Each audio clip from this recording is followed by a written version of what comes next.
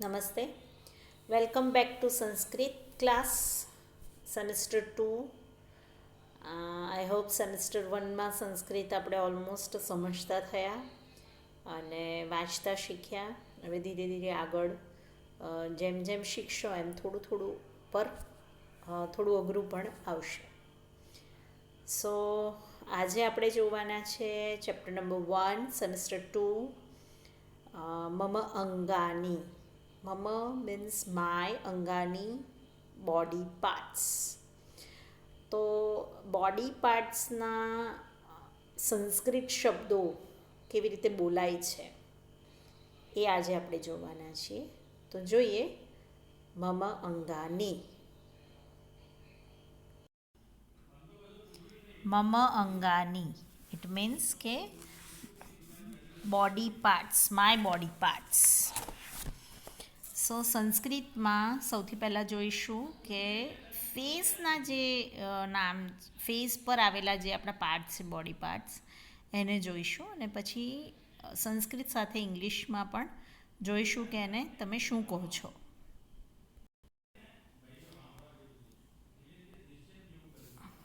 દંતાહા.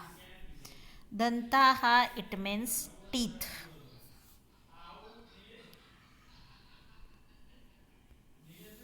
ઓસ્ટ્યહ.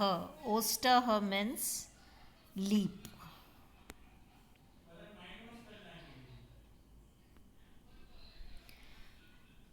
લલાટમ. લલાટમ means forehead. Forehead.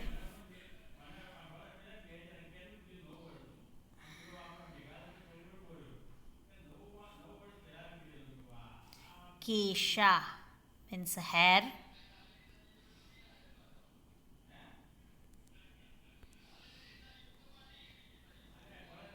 Netram eye.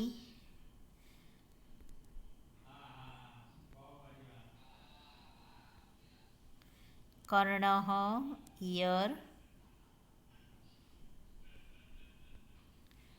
જીહ્વા. જીહ્વા means tongue. નાસિકા. નાસિકા means nose. મુખમ. મુખમ means face. ગ્રીવા. ગ્રીવા means neck. ગ્રીવા means neck.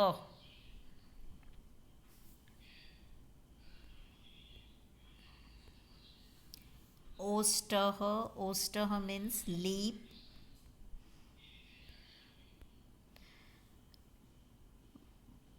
વક્ષઃ.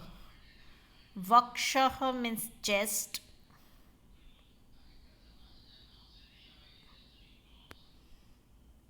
હસ્તઃ hand.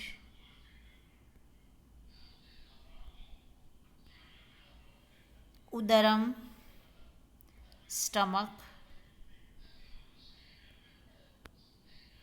કરતલમ.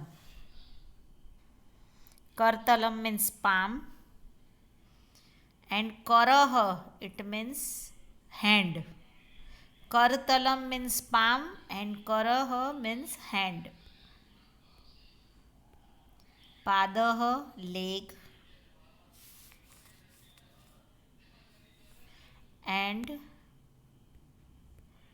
ચરણઃ. ચરણઃ means foot.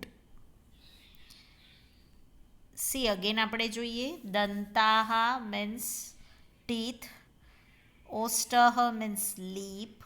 લલાટમ forehead. કેશાહા hair. નેત્રમ eye. કર્ણઃ ear.